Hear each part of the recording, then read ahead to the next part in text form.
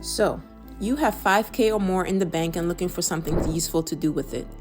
Well, here are key takeaways. Extra money saved and invested can help you reach your goals faster. If you don't have an emergency fund, you can use that extra money to start one right now. Why? This will give you peace of mind and a safety net. Imagine this. Your bank account now has the money from your work bonus, your side business is doing well, and you get a big tax refund that you didn't expect. Now you have around $5,000 or more in your bank account. How might you use it?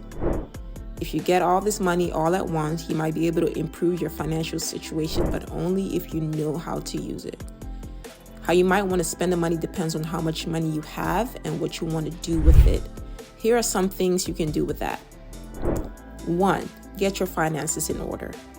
Have some extra cash. At the very least, you should always keep at least $1,000 or 1 month's rent in a savings account, whichever is more.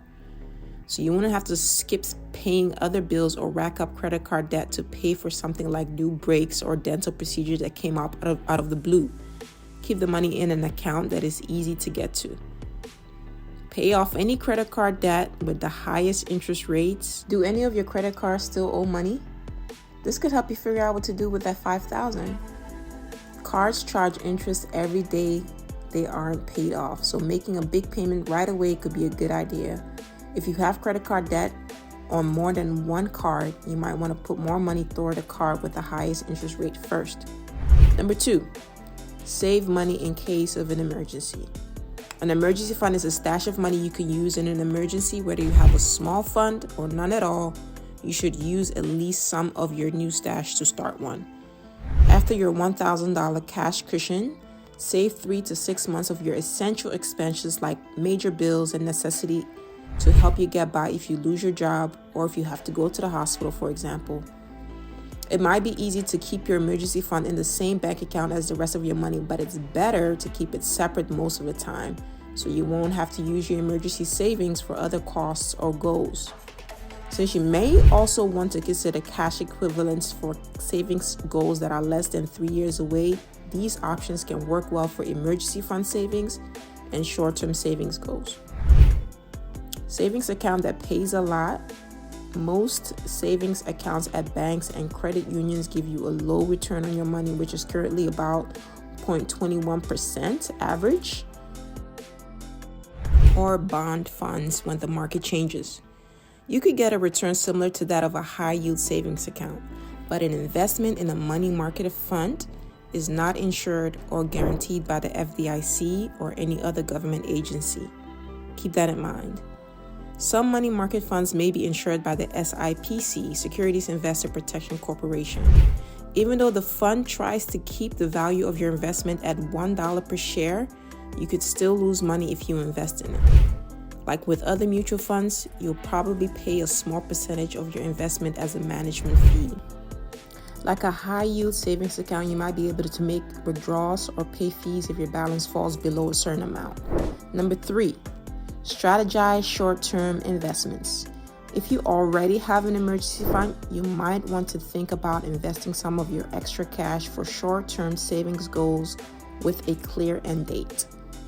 Deposit certificates, also known as CDs, are insured by the FDIC and let you lock in interest rates for a set amount of time, like 3 months or a year.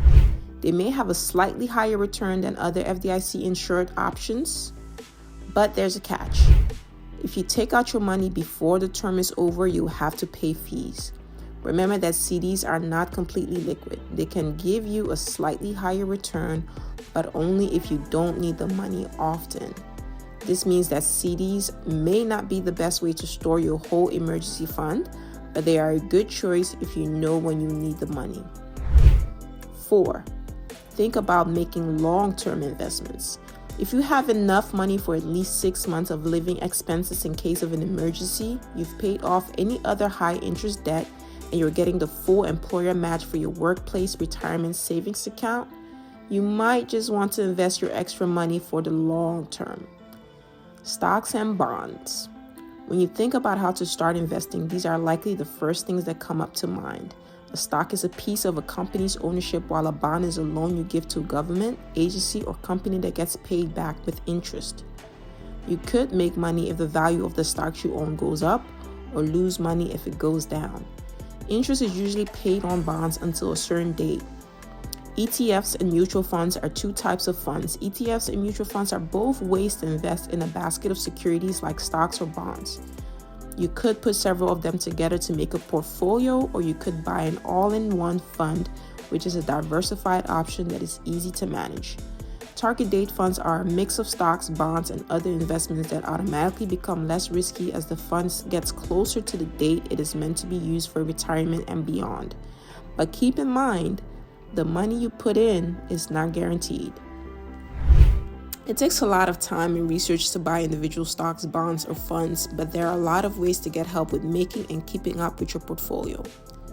And then finally, a very important one, number 5, give yourself a treat. Treat yourself. Once you've set up a solid financial base for yourself, cleaned up your emergency fund, and thought about your short and long-term goals, you might want to spend some of your extra money on something fun. Small rewards like a nice dinner out or a weekend trip can help you reinforce your good habits and keep you motivated to keep making smart money choices over time. Remember that investing comes with some risk.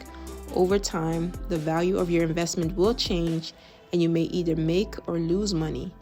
Stock markets are unstable and can change a lot in response to changes in the company, industry, government, regulations, market, or economy. Investing in stocks comes with risks, such as the loss of your initial investment. In general, the bond market is unstable and fixed income securities carry interest rate risk. Most of the time, when interest rates go up and bond prices go down and vice versa. This effect is usually stronger for securities with longer terms.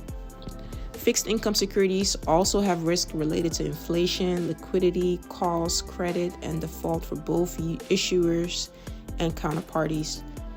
Most bond funds don't have a maturity date like individual bonds do.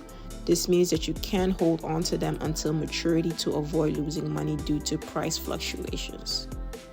Remember, this is not financial advice. This video is for entertainment purposes only.